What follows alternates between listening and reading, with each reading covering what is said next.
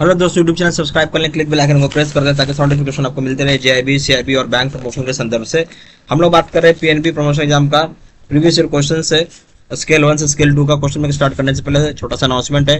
PNB promotion exam का scale 1 से scale 2 के लिए कोर्स कंटेंट होता है जो कि purely for PNB promotion exam के लिए बनाया जाता है, जहां आपको वीडियो लेक्चर कोर्सेज हो जाएगा जो कि कवर करेगा इंटायर सिलेबस को, सर्कुलर्स के वीडियोज हो जाएगा, नोट्स हो जाएगा, पीडीएफ में क्वेश्चन से डिस्कशन के वीडियोज हो जाएंगे, 3000 सेट क्वेश्चन बैंक हो जाएंगे पीडीएफ में, 20 मॉक टेस्ट हो जाएगा।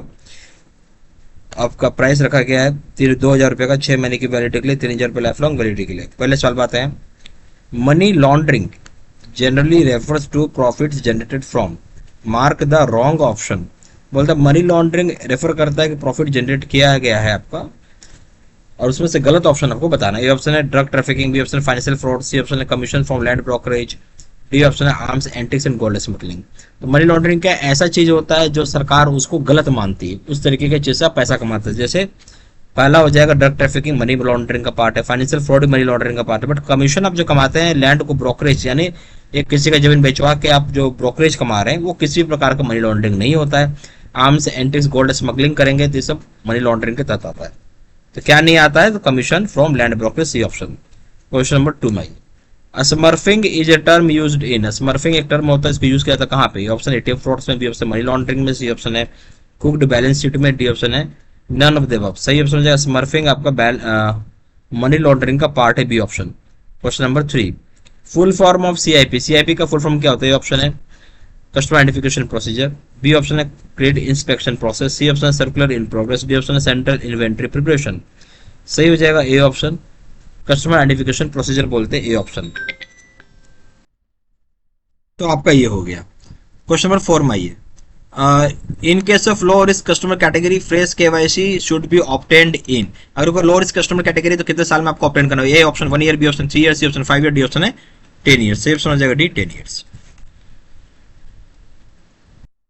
सही ऑप्शन है डी 10 ईयर्स। ठीक है, क्वेश्चन नंबर 5 में आइए, compliance with guidelines on preventing frauds in case of transfer of funds from office accounts, PNL, GL accounts can be done by find the incorrect option। तो बोलते हैं जो compliance होता है गाइडलाइंस जहाँ रोका जा सके फ्रॉड्स को, उस केस में जहाँ ट्रांसफर ऑफ फंड्स कर रहे हैं ऑफिस अकाउंट से, प्रॉफिट लॉस चाहे जीएल जनरल लेजर अकाउंट से, उसे आप कर सकते हैं। इसमें गलत ऑप्शन क्या है? ये ऑप्शन है checking of transfer book with voucher everyday, हर दिन आप वाउचर से आप ट्रांसफर बुक को चेक करेंगे। बी ऑप्शन है debit to office accounts to be restricted to minimum 1 या नील, आप डेबिट जो करेंगे ऑफिस अकाउंट रेस्ट्रिक्ट करेंगे मिनिमम या नील पे।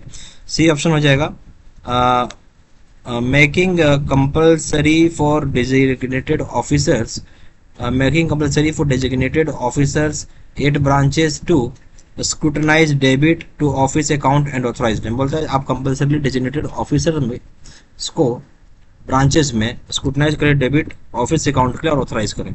डी ऑप्शन हो जाएगा restricting the authority, D option हो जाएगा restricting the authority to debit PNL account to officers of level 600 and above. बोलता है रेस्ट्रिक्ट किया जाएगा ऑथोरिटी डेबिट करने का पीएनएल अकाउंट को ऑफिसर्स को जिसका लेवल 600 एंड अबव होगा। सही ऑप्शन क्या है?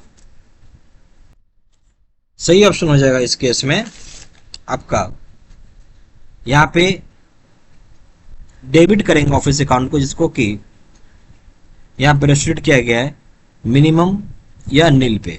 ठीक है, B option.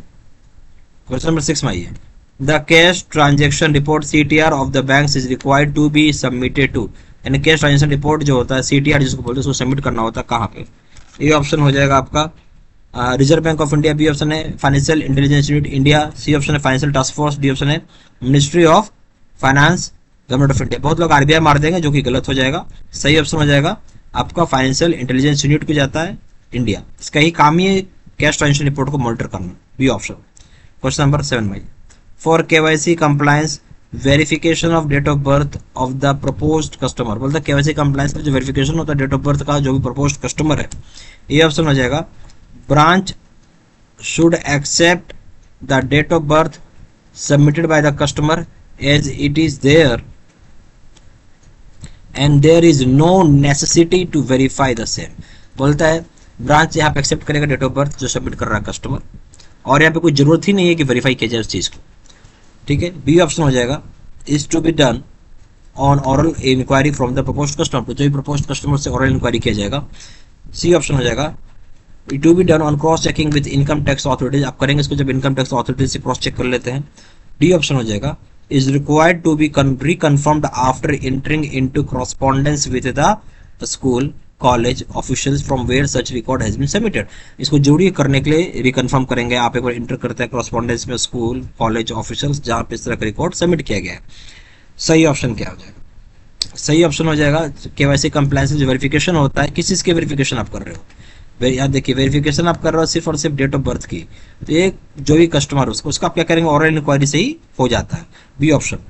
Question number 8, which organization circulates the list of banned bodies in whose name the bank should not open account, बोलता है कौन सा ऑर्गेनाइजेशन जो सर्कुलेट करता है आपका लिस्ट ऑफ बैंड बॉडीज जिसके नाम पे आप अकाउंट ओपन नहीं कर सकते। Option IBI, B option RBI, C option ministry finance, D option directorate of enforcement. सही ऑप्शन हो जाएगा B RBI। Question number 9, for KYC compliance in minor accounts which of the following is incorrect, बोलता है कौन सा बात गलत है यानी रॉन्ग है। क्या चीज भी रॉन्ग है भाई? यहाँ रॉन्ग हो रहा है आपका KYC कंप्लायंस माइनर अकाउंट्स का। ये ऑप्शन हो जाएगा no document needs to be submit obtained as minor is not operating the account, किसी प्रकार का डॉक्यूमेंट की आवश्यकता नहीं क्योंकि यहाँ माइनर अकाउंट को ऑपरेट ही नहीं कर रहा है।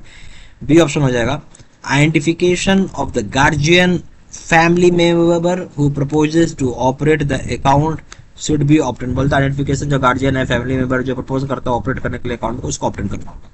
सी ऑप्शन हो जाएगा where the guardian family member who proposes to operate the account is already account holder of a satisfactory conducted account and there is no need to obtain fresh set of identification of document, बोलते हैं जहाँ guardian family member जो operate करना चाहते हैं account को already customer है आपके यहाँ और सेटिस्फैक्टरी कंडक्ट अकाउंट को, तो किसी प्रकार का नया fresh set of identification documents की आवश्यकता ही नहीं है। डी ऑप्शन हो जाएगा ऑल द करेक्ट, सारी बातें सही है।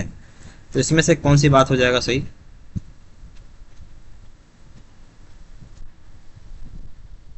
वो आपसे पूछ रहा है। या KYC कंप्लायंस की बात करें माइनर अकाउंट में तो इसमें कौन सी बात गलत है आपसे वो पूछा जा रहा है। तो ये ऑप्शन बोल रहा है किसी प्रकार का कोई डॉक्यूमेंट की आवश्यकता नहीं है जहां माइनर अकाउंट को ऑपरेट नहीं करना चाहता है, where minor is not operating the account. ठीक है, ठीक है, तो ये बात भी आपका सही है। तो माइनर कम क्यों लेंगे? माइनर जब ऑपरेट ही नहीं कर रहा तो कोई डॉक्यूमेंट का जरूरत नहीं है। बी ऑप्शन हो जाएगा। अच्छा सॉरी, यहाँ बहुत ध्यान सुनिएगा। यहाँ क्या बोल रहा है कि KYC कंप्लायंस के लिए माइनर अकाउंट के लिए कौन सी बात गलत है? तो नो डॉक्यूमेंट्स, देखिए डॉक्यूमेंट्स तो लगेगा, नो डॉक्यूमेंट्स की तो बात ही नहीं हो सकती। माइनर है तो डॉक्यूमेंट लगेगा ही, भले वो अकाउंट ऑपरेट कर रहा हो नहीं कर रहा हो उससे कोई मतलब नहीं है। तो ये बिल्कुल गलत हो गया, तो डॉक्यूमेंट लगेगा। बी ऑप्शन बोलता है इसलिए वो रॉन्ग हो गया। बी ऑप्शन क्या बोलता है जो गार्जियन या फैमिली मेंबर होंगे जो प्रपोज करते हैं अकाउंट ऑपरेट करने के लिए उनका आइडेंटिफिकेशन चाहिए, ये बात सही है। फिर जो जगह सी ऑप्शन बोलता है जो गार्जियन या फैमिली मेंबर होंगे जो प्रपोज करते हैं अकाउंट को ऑपरेट करने के लिए जिनका ऑलरेडी अकाउंट होल्डर हैं और सेटिस्फैक्टरी कंडक्टर अकाउंट में, उन्हें कोई जरूरत नहीं है कि फ्रेश सेट ऑफ डॉक्यूमेंट देने का, ये बात भी सही है। D option all the above are correct, ये गलत हो गया। सही ऑप्शन हो जाएगा इसमें ए।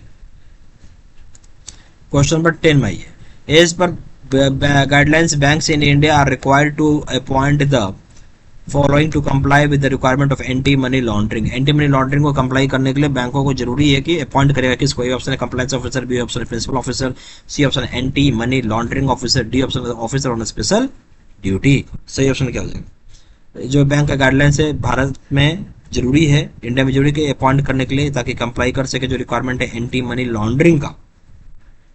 ठीक है, तो यहाँ पे क्या हो जाएगा? प्रिंसिपल ऑफिसर की रिक्वायरमेंट होती है। क्या किसकी रिक्वायरमेंट होती है? प्रिंसिपल ऑफिसर की रिक्वायरमेंट होती है, बी ऑप्शन। यहाँ हमारे पास PNB Punjab national bank promotion exam का स्किल 1 से 2 के लिए कोर्स कंटेंट होता है जो कि purely for PNB promotion exam के लिए बनाया जाता है, जहाँ वीडियो लेक्चर कोर्सेज हो जाएगा जो कि कवर करेगा इंटायर सिलेबस को, सर्कुलर्स के वीडियोज हो जाएंगे, नोट्स हो जाएंगे PDF में, क्वेश्चन आंसर डिस्कशन का वीडियोज हो जाएगा, 3000 सेट का क्वेश्चन बैंक हो जाएगा PDF में, 20 मॉक टेस्ट हो जाएगा। प्राइस इसका रखा गया है 2000 रुपये 6 महीने की वैलिडिटी के लिए, 3000 रुपये लाइफ लॉन्ग वैलिडिटी के लिए। ज्यादा जानकारी के लिए व्हाट्सअप कर सकते हैं, नंबर हो जाएगा 4x96851278। वेबसाइट पे जाकर डायरेक्टली ऑनलाइन ऑर्डर प्लेस कर सकते हैं। वेबसाइट हो जाएगा www.jibcbankpromotions.com। ईमेल आईडी हो जाएगा seat38238@gmail.com। ये सारी इन्फॉर्मेशन मैंने इसी वीडियो के डिस्क्रिप्शन बॉक्स में डाल दिया। Thank you.